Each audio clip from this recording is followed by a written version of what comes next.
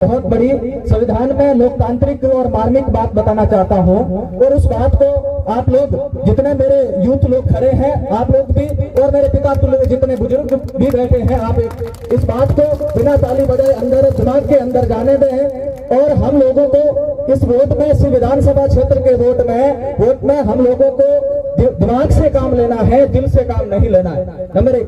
दूसरी बात मैं बता रहा था कि हम लोग, मैं पिछले 10 साल से उस आइडियोलॉजी से बिलोंग करता हूं जिसमें शेड्यूल कास्ट के, शेड्यूल ट्राइब के, अदर बैकवर्ड क्लासेस से यानी ओबीसी और माइनॉरिटी के गठजोड़ को जोड़ने का काम उस आइडियोलॉजी से मैं बिलोंग करता हूं।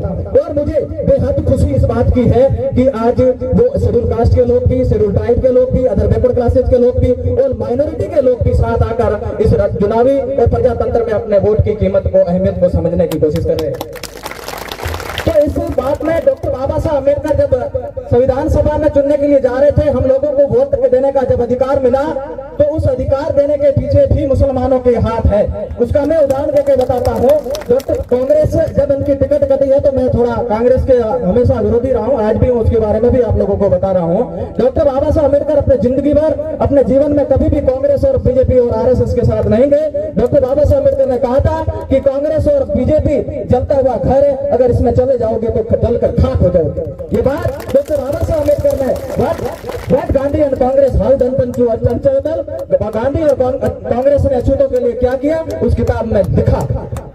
बाबा साहब अम्बेडकर को जब पहली बार संविधान सभा के लिए चुनकर जाना था, तो बॉम्बे से कांग्रेस के लोगों ने ही बाबा साहब अम्बेडकर के सामने चुनाव लड़ाकर बाबा साहब अम्बेडकर को चुनाव से हराया। कांग्रेस ने यह कहकर कहा कि बाबा साहब अम्बेडकर के लिए संविधान सभा के लिए दरवाजे ही नहीं, खिड़कियां बंद है।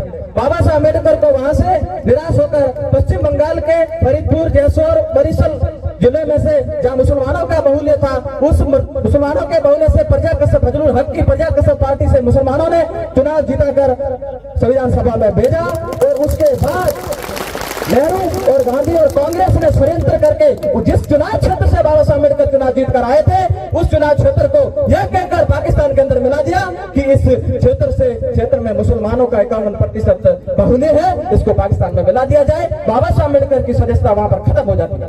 बाबा साहब अम्बेडकर जिंदगी में कभी निराश नहीं हुए। तीसरी बार कांग्रेस की मजबूरी बनी बॉम्बे से फिर सीट खाली करके बाबा साहब अम्बेडकर को चुनाव जीताकर संविधान सभा में भेजा गया, जिसकी बदौलत 395 आर्टिकल में से 69 आर्टिकल एससी, एसटी, ओबीसी और माइनॉरिटी के लोगों के लिए लिखे, जिसकी बदौलत हम लोग यहाँ टैग लगाकर भाषण दे रहे हैं।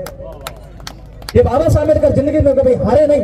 बाबा साहब अम्बेडकर की इतनी बड़ी नाराज कांग्रेस और बीजेपी के लोगों ने तलन की गई, लेकिन बाबा साहब अम्बेडकर कभी भी हारे नहीं।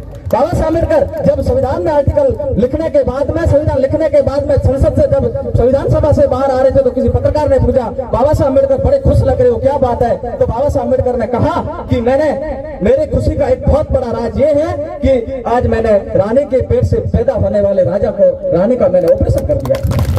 बोले कैसे?